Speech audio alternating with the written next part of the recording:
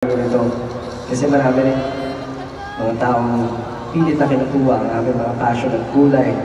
Pero mula nung nakilala namin kayo yung team, talagang ayaw na namin mag-quit. Pinabalik nyo ang sigla at ang passion namin every time na nakakasama namin kayo at tumutuntong kami sa entablado. Pero alam nyo, siyempre, ano? Mama ka dyan, Jones. And 18, sabi ko nga kanina, mga nanay ko, sila yung nagsilbing mga mapa natin. Diba? Ayun po yung naging gabay namin patungo sa aming mga pangarap, sa ating mga pangarap. Alam ko, ano lang naman, kunyari lang, sakyan nyo na lang ako.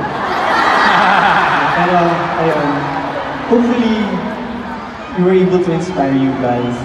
And huwag na huwag kayong susuko sa mga pangarap mo sa buhay.